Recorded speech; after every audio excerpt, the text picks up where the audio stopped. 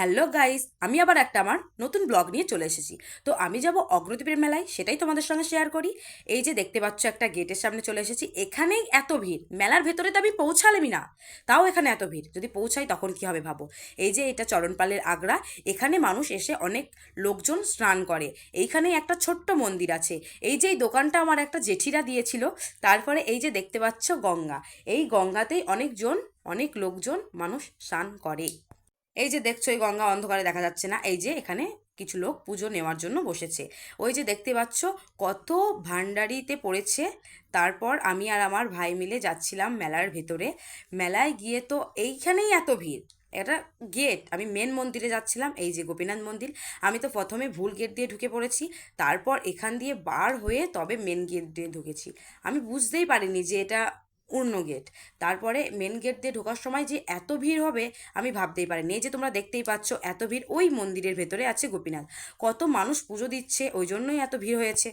আমরা একটা পারিবারিক কারণে মন্দিরের ভেতরে ঢুকতে পারিনি। তো এইখান থেকেই দেখার চেষ্টা করেছি। ভগবান আশা করি আশীর্বাদ করবে, কারণ সে জানতেই পারছে আমরা কেন উঠতে পারিনি বা পুজো দিতে পারিনি। তারপরে ওই যে দেখতে পাচ্ছ মন্দির, এখানে আমার একটা পিসেমশাই পুজো দিতে গিয়েছিল, কিন্তু আমাদের পারিবারিক কারণে আমরা যেতে পারিনি। আমরা এই যে মৎস্য খেতে চলে এসেছিলাম।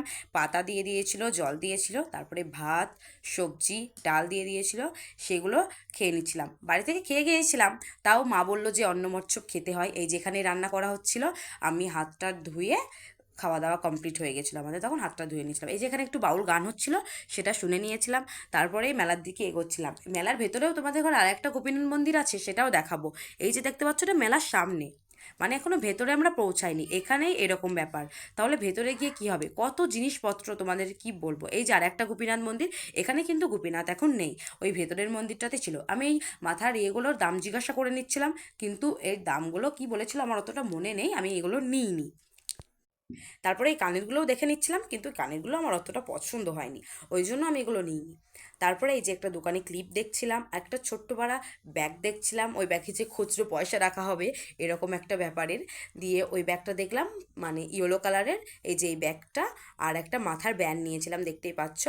আর এই যেখানে কাপ নিচ্ছিলাম, আমার মাকে বললাম পছন্দ করতে, উনি তো করলেনই না, তো আমাকেই করতে হলো।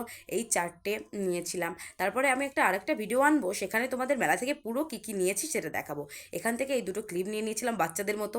লোকে তো বলবে তুই তো এখনো বাচ্চাই রয়ে গেলি, কিন্তু সত্যি বলছি ক্লিপগুলো আমার প্রচণ্ড পছন্দ হয়েছিল। এই যে এই কানেরগুলো দেখছিলাম, এই কানেরগুলো আমার মোটামুটি ভালো লেগেছে। এই সাদা দুটোও দেখছিলাম, কিন্তু সাদা দুটো আমি লাস্টে নিইনি, ওই বাঁ হাতেরটাই নিয়েছিলাম। তারপর এখানে এসে আরেক জোড়া কানের দেখছিলাম, এই কানেরগুলোও আমার ভালো লেগেছে, কিন্তু আমার ভাই ক্যামেরা করতে গিয়ে আমাকেই বেশি তোলেনি, ওই কানেরটাও নিয়ে নিয়েছিলাম। তারপরে আরেকটা দোকানে চলে এসেছিলাম। আমি তো জিনিস কেনার বদলে বেশি ঘুরেছি। এই মাজার ব্যান্ডগুলো নিয়ে নিয়েছিলাম, মানে যেগুলো কোমর বন্ধনের মতো বলে, আর একটা আইলাইনার আর একটা লিপ লাইনার, এই দুটো নিয়ে নিয়েছিলাম। এবার আমরা যাচ্ছিলাম নাগরদোলার দিকে। এই যে দেখছো আমার হাত ধরে আছে, এটা আমার একটা দিদির মেয়ে, কিন্তু ব্যাপার হচ্ছে ও আর আমি একই ক্লাসে পড়ি, আবার ওর ছাড়া আমি ছোট, কিন্তু ও আমার দিদির মেয়ে। দেখতেই পাচ্ছ এখানে কত খাবারের দোকান। তো ওই যে দূরে দেখতে পাচ্ছ নাগরদোল্লা, আরও কত কি ছিল। আর একটা ডিস্ক ছিল ওই ধারে, তো আমার ভাই ডিস্কতে চেপেছিল, তো তোমাদের ঘরে সেটাও দেখাবো। এখানে কত ভিড় তোমরা শুধু একবার দেখো। মানে আমরা সেকেন্ড ডেতে গিয়েছিলাম, তাও ফার্স্ট ডে নয় এটা, সেকেন্ড ডেতেও এত ভিড়। আমি পলাশী কলেজে পরীক্ষা দিয়ে এসেছি বাড়ি, মাসির বাড়ি থেকে, তারপরেই রেডি হয়ে আমি পৌঁছে গেছি। এইখানে আমার ভাই চেপেছিল, তোমরা বুঝতে পারবে না কোনটা, পরে একদিন ওকে দেখিয়ে দেবো। সবাই ভয় পাচ্ছিল, ও কিন্তু একটুও ভয় পায়নি। এই যে আমরা বসে পড়েছিলাম একটা জায়গায় এগরোল খাওয়ার জন্য। আমার বাবা সবার জন্য এগরোল অর্ডার করে দিয়েছিল, তো সবাই এগরোল খেয়ে নিচ্ছিলাম। এগরোল খাওয়ার সময় আমার, মানে এগরোলটা একটু লবণ বেশি হয়ে গেছিলো গাইস, আমি তো খেতেই পারছিলাম না। তারপরে আইসক্রিম খেয়ে নিয়েছিলাম। তো